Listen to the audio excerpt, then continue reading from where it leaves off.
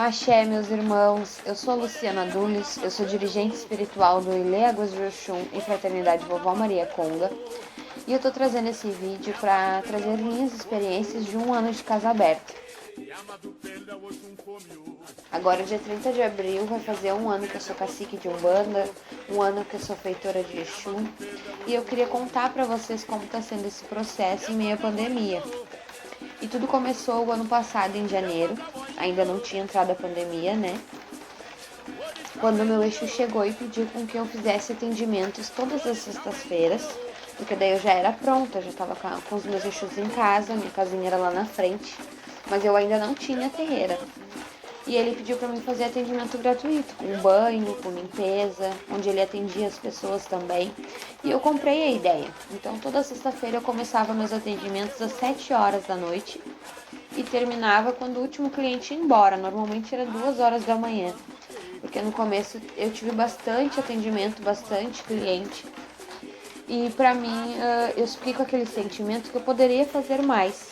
Onde eu procurei o meu pai, que o meu pai de santo é meu pai carnal, e pedi orientação para ele, né? Se estava no meu caminho, se estava no meu processo espiritual, exercer a função de sacerdócio. Que um dos motivos desse vídeo é motivar as pessoas que estão começando agora na religião, que estão começando agora com a sua casa de religião, para a gente ter uma ideia, né? Se ajudar, que esse vídeo seja de autoajuda para vocês também. E o meu pai jogou. E ele disse sim, que estava no meu caminho, que estava no meu momento e que ele não iria me forçar, ele nunca me forçou e me pressionou a eu ter terreira, né? Porque ele sempre disse para mim que a maior herança que ele tem dos pais dele era a fé. E que hoje em vida ele tá me dando essa herança que é a fé. Ele me ensina todos os dias a ter fé em Deus, a ter fé nos orixás, a ter fé nos meus guias e cumprir com a minha missão como religiosa, que é isso que eu venho tentando seguir todos os dias aqui na terreira. E então ele veio, ele fez os preceitos para mim poder ter a terreira, né? Eu atendia na minha cozinha, a casinha era lá na frente. Então eu fiz a terreira aqui atrás, aqui nos fundos, onde eu tô agora. E aí começou, né? Eu ia ter que tocar a minha primeira sessão. E aí, como a gente já tava na época da quaresma, a primeira sessão foi sessão de Exu. Porque eu era coroada na Umbanda ainda, então eu tinha alguns preceitos para concluir, porque eu já tinha fechado os meus 7 anos na Umbanda para fazer o meu cacicamento. E aí, chegou o dia para tocar a minha primeira sessão de Exu. Então, eu como filha, eu sabia como que uma sessão funcionava, né? Responder os pontos, os preceitos de abertura, de encerramento. E meu pai me mandou uma mensagem dizendo que o carro estragou, que ele não ia conseguir vir até a sessão. Ele morava em Tramandaí e eu sou aqui de Alvorada. Nossa, eu fiquei muito nervosa, porque eu queria muito que ele estivesse comigo nesse momento tão importante, sabe? Que foi pra mim muito importante. E aí ele falou pra mim que era pra mim dar continuidade sim, né? E o meu marido, que ele é o tamboreiro do meu pai, também é o tamboreiro da casa. Ele me deu todo apoio, me acalmou. Eu sabia que ele sabia fazer todos os preceitos do nosso fundamento, né? Que é onde eu fiquei mais tranquila. E eu dei a minha cara a tapa. Meus irmãos mais velhos estavam comigo, a minha madrinha, a minha família me deu todo o apoio, estava comigo presente, que isso me deu mais motivação, né? Tinha as pessoas que eu gostava comigo, os meus clientes que já faziam atendimento comigo desde janeiro, do início de janeiro. Então eu fiquei nervosa por ser a primeira sessão, por eu conduzir, né? Por eu ter essa responsabilidade de lidar com abertura, encerramento, eu puxar os pontos, né? Eu ter a firmeza daquilo que eu estava fazendo. E o meu Exu concluiu com o que tinha que ser feito. E foi melhor do que eu esperava. E em meio a esses atendimentos e essas coisas, eu senti que eu poderia fazer sempre mais. E no meu coração dizia que estava na hora de eu abrir mais, né, me expandir. E nisso aconteceu de aparecer pessoas querendo ser filhos da casa. Então eu me vi surpresa naquele momento, porque uma coisa é a gente ser filho e tu ter o teu pai ali te orientando, as entidades, né, ele jogando, confirmando. E nesse momento eu seria essa pessoa. eu seria responsável por uma vida, eu iria orientar, as minhas entidades iriam orientar. Então, eu confesso que eu fiquei muito nervosa. Até porque muitas pessoas me viam, achavam que eu era muito nova. E eu sou nova, tenho 24 anos. Mas eu não comecei agora. Eu sempre me dediquei, eu sempre estudei, eu sempre me ajoelhei para aprender. E ainda continuo me ajoelhando para aprender porque eu acho que eu tenho muita caminhada ainda pela frente. Mas hoje eu sou apta ao que eu estou fazendo, ao que eu estou praticando, né? As pessoas não podem generalizar, né? Tanto os mais velhos quanto os mais novos. Os mais velhos são a nossa sabedoria, a nossa ancestralidade, que com todo o fundamento antigo que a gente tem, com todos os passos antigos que a gente tem para seguir, eu me vejo, né, hoje com a vocação de resgatar, né, esses fundamentos antigos, de cumprir com o que é para ser feito, que a evolução tá aí, as redes sociais estão aí, por isso que eu tô fazendo um vídeo, né, mas eu acho necessário que as coisas não se percam, porque assim como os mais novos e os mais velhos, né, está sendo falado muito que hoje qualquer um é pai de santo, hoje qualquer um é mãe de santo, não dá para se generalizar. Eu sei o que eu estou fazendo, eu estou me dedicando para isso. E não quer dizer que todos os mais novos não sabem o que estão fazendo. Bem pelo contrário, eu acho que é a oportunidade agora dos mais velhos dar essa abertura para nós que somos mais novos a resgatar o que está sendo perdido, né? Que é cumprir com o fundamento, que é saber dar um passo de cada vez, a ser concluído o que é para ser feito, o correto, né? Conforme o fundamento de cada casa, conforme os seus preceitos. E então eu já concluí as minhas obrigações de Umbanda. Aí no meio da pandemia foi muito difícil, porque ainda a gente não sabia com o que estava lidando, né? E eu tinha que lavar a cabeça, eu tinha que dar início para essas pessoas na casa. Então eu fui fazendo um processo formiguinha, fui botando de 2 em 2 no chão, na Umbanda, né? Depois, em outubro, agora eu fiz a minha obrigação de Exu na minha casa, foi onde foi meu primeiro corte. Meu pai estava presente, meus irmãos mais velhos estavam presentes. Foi tocada a novena, né? Que no nosso fundamento tem a novena pro povo de Exu.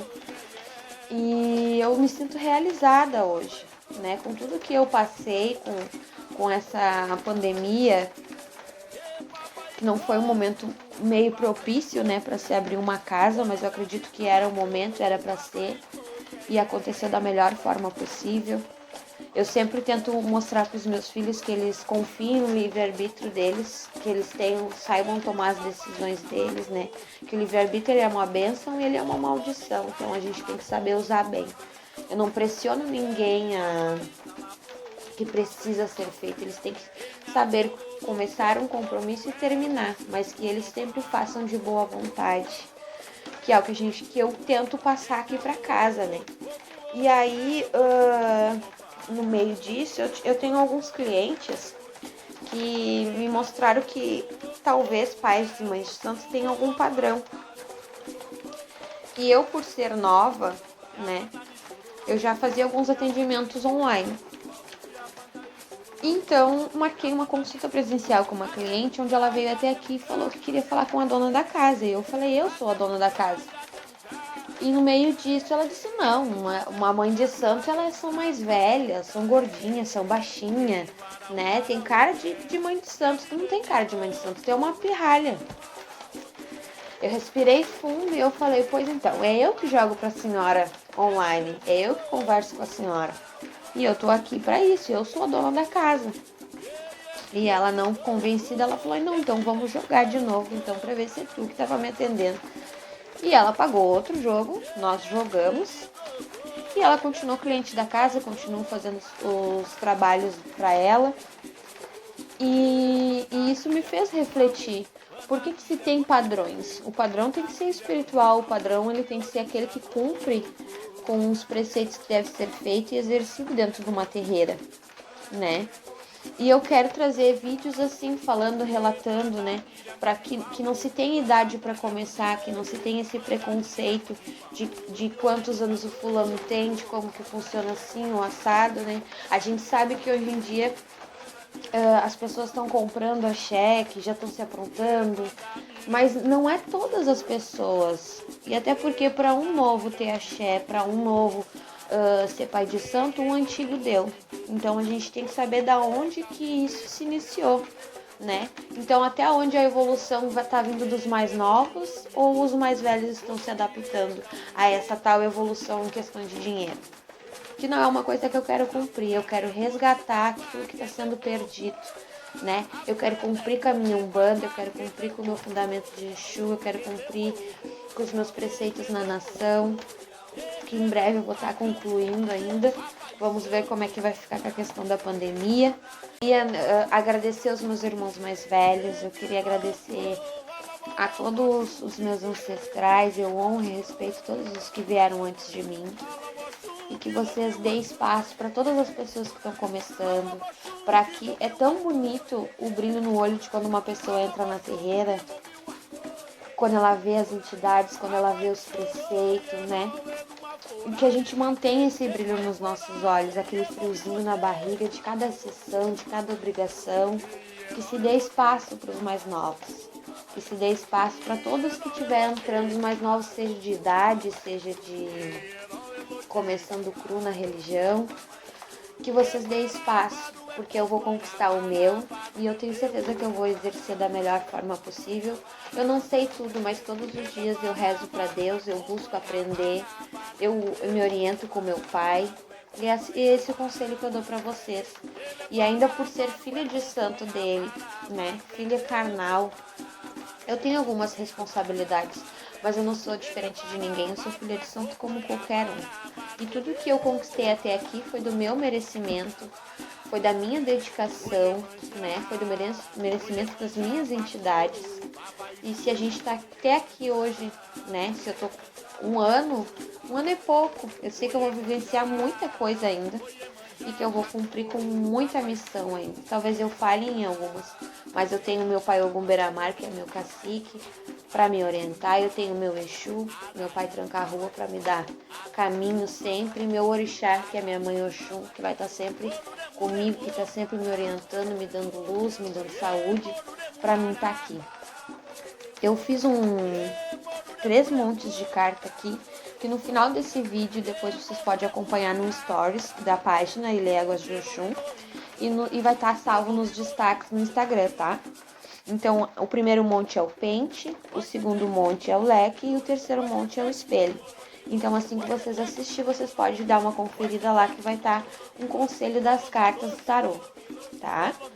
E assim, a gente não é ninguém sozinho. Então, que nós, religiosos, sejamos unidos e podemos levar a bandeira do Pai Oxalá à frente. Curtam, compartilhem esse vídeo, né?